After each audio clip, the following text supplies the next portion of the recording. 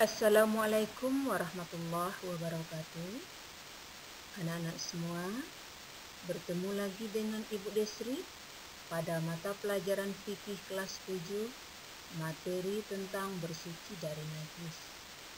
Apa kabar anak-anak semua? Mudah-mudahan anak-anak semua berada dalam keadaan sehat dan mengikuti pelajaran dengan tetap semangat meskipun pelajarannya jarak jauh. Ibu harapkan anak-anak semua untuk tetap mengikuti pelajaran seperti biasa. Dalam pemikiran anak-anak semua tentu akan bertanya-tanya, apa itu najis? Bagaimana cara membersihkan benda apabila terkena najis? Nah, nanti akan Ibu jelaskan semuanya pada hari ini.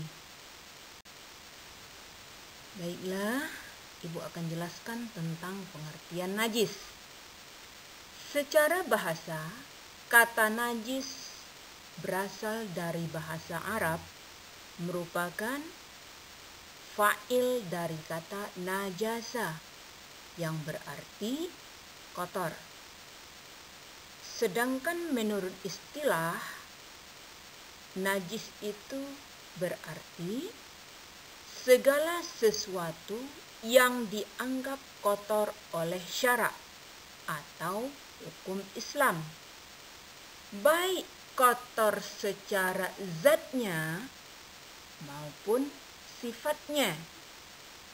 Apa contoh kotor secara zatnya? Tinja atau buang air besar, muntah, air kencing. Dan apa contoh yang dia itu kotor secara sifatnya? Contohnya adalah khamar. Segala bentuk khamar itu termasuk najis. Macam-macam najis dan cara mensucikannya. Yang pertama, najis mukhafafah atau disebut juga dengan najis ringan. Contoh dari najis mukhafafah, kencing bayi laki-laki yang belum makan selain dari ASI atau air susu ibu. Cara membersihkan atau mensucikan benda yang terkena najis mukhafafah adalah dengan cara dipercikkan air ke tempat yang terkena najis.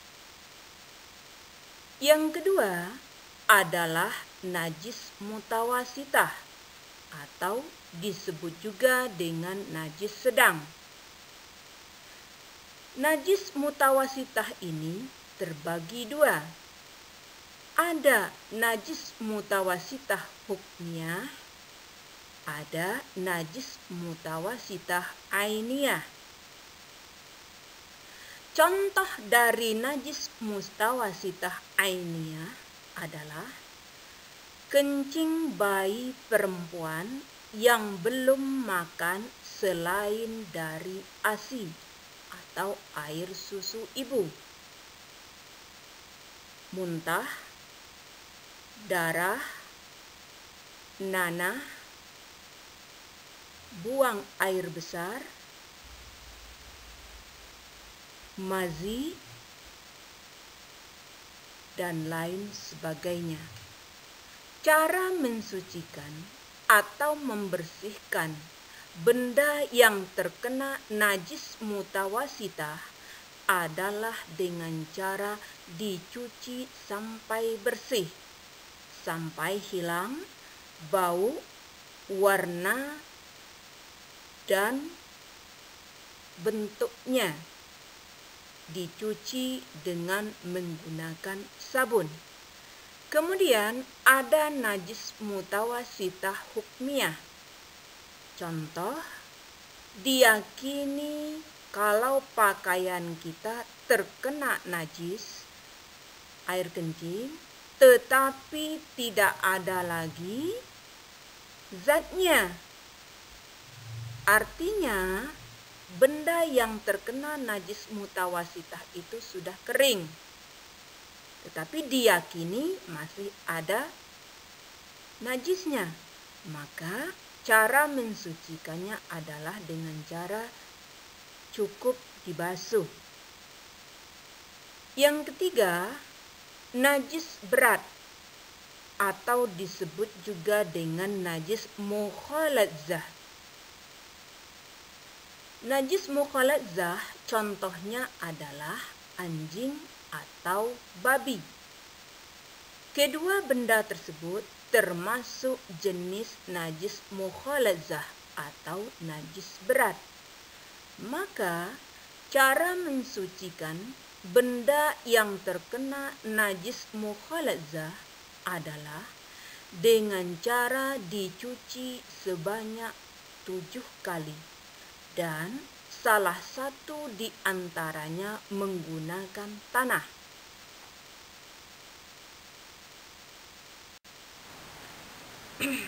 Kenapa dalam Islam dibedakan jenis najis antara kencing bayi laki-laki yang belum makan selain ASI dengan kencing bayi perempuan yang belum makan selain ASI?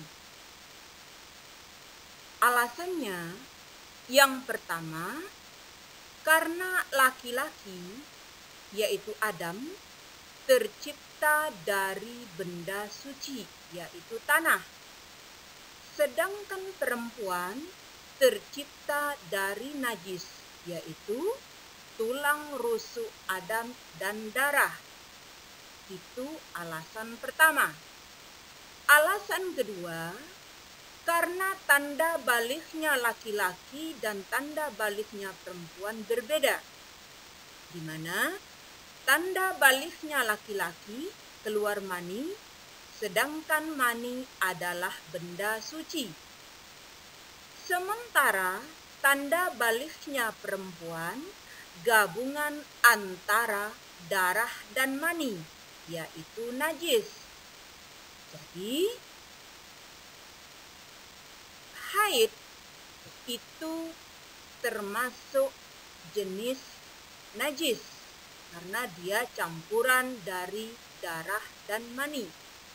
Yang ketiga, alasannya, menurut penelitian Asil Muhammad Ali, dia mengambil 70 sampel urin anak-anak, 35 sampel urin anak perempuan, 40 sampel urin anak laki-laki.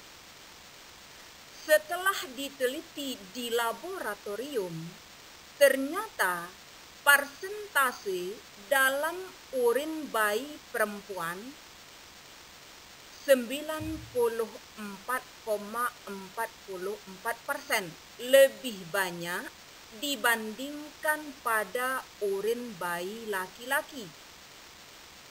Dan bakteri di bidang mikroskopis untuk urin perempuan mencapai 41,9, sedangkan pada bidang mikroskopis untuk bayi laki-laki hanya berjumlah 2 saja. Artinya, persentase bakteri pada urin perempuan lebih tinggi sejak anak itu dilahirkan atau sejak hari-hari awal usianya, tanpa melihat perkembangan usia. Sedangkan persentase bakteri pada urin anak laki-laki jauh lebih rendah pada hari-hari pertama dan mulai meningkat secara bertahap dengan bertambahnya usia dan berlalunya waktu.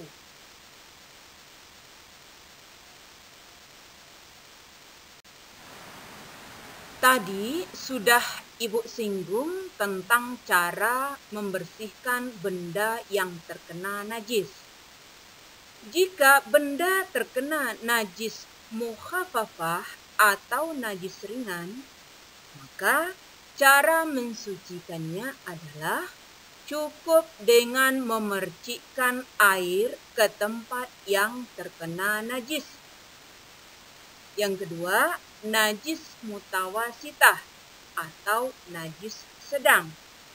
Jika benda terkena najis sedang, maka cara untuk mensucikannya adalah dengan cara dicuci dengan menggunakan sabun sampai warna, sifat, dan bau dari najis itu benar-benar hilang. Yang ketiga, najis mukhaladzah atau najis berat. Cara mensucikannya adalah dicuci dengan menggunakan air sebanyak 7 kali. Dan salah satu di antaranya harus menggunakan tanah yang suci. Kenapa dalam membersihkan benda yang terkena najis mukhaladzah atau membersihkan benda yang terkena jilatan anjing atau babi harus salah satunya menggunakan tanah? Karena bakteri yang terdapat pada air liur anjing ataupun air liur babi itu hanya akan hilang apabila dibersihkan dengan tanah. Sebab air liur anjing dan air liur babi itu mengandung bakteri cacing pita. Dan bakteri cacing pita itu akan hilang dengan dibersihkan air yang dicampur dengan tanah. Itulah sebabnya kenapa benda yang terkena najis mukhaladzah harus dibasuh atau dicuci sebanyak 7 kali menggunakan sabun, dan salah satu di antara yang 7 itu harus air yang dicampur dengan tanah. Tujuannya agar menghilangkan bakteri yang terdapat pada najis mukhaladzah.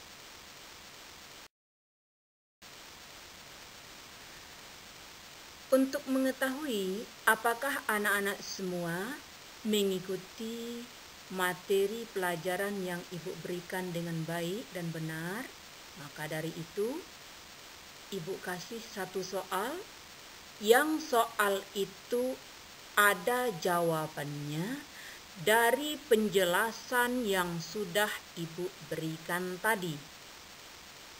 Jika anak-anak mengikuti semua materinya dengan baik, maka akan mudah untuk menjawabnya. Demikianlah pertemuan kita kali ini. Kita akhiri dengan sama-sama melafazkan hamdalah. Alhamdulillahirabbil alamin.